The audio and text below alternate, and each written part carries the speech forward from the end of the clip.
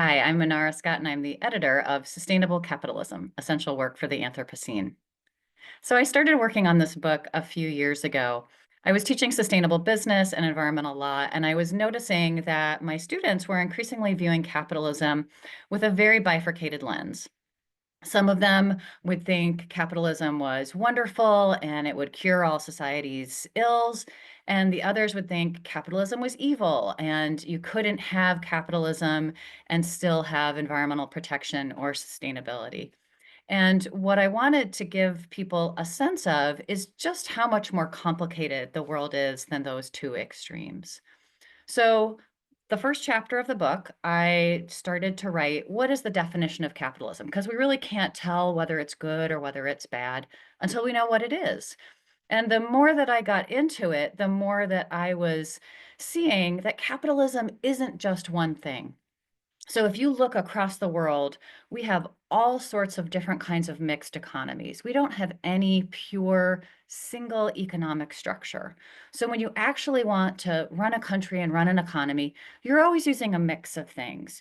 You have a mix of tools that might look like markets, they might look like individual property, they might look like tariffs, they might look like contract regulation, and then you might have a mix of other types of rules where you might have publicly owned utilities or you might have public health care.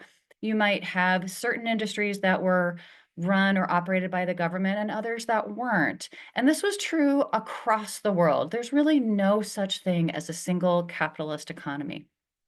So the more that I looked at that, the more that I thought, if every market and every economy is truly a mix of things, it's a mix of regulations and markets, it's a mix of private owned property and government owned property, why couldn't we adjust capitalism to look like what we wanted it to look like?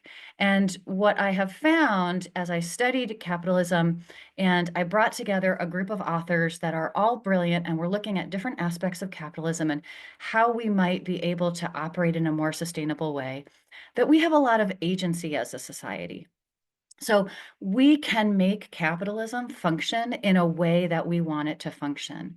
So you'll hear in the books, people will talk about what capitalism looks like when you focus on growth or degrowth.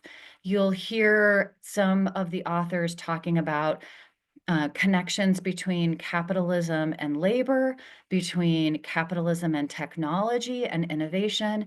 And all of these things are part of the story of capitalism. Because what I really came to by the end of the book was the sense that capitalism is like water. It can't be defined. You can't describe the shape of water unless you know what kind of container it's in. And capitalism is the same way. It is a mix in all of the societies in which it exists. It's a mix of different amounts of regulation and markets. And that particular mix reflects the goals and the policies and the outcomes of that society. And so we as a society have that same amount of control. We can create and look at how we want our economy to run and how we want to use this really powerful tool that is capitalism to work for us to achieve the outcomes that we want to achieve.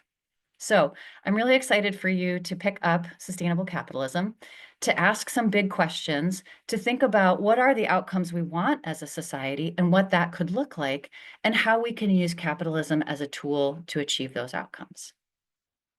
Thank you, and I hope you enjoy the book.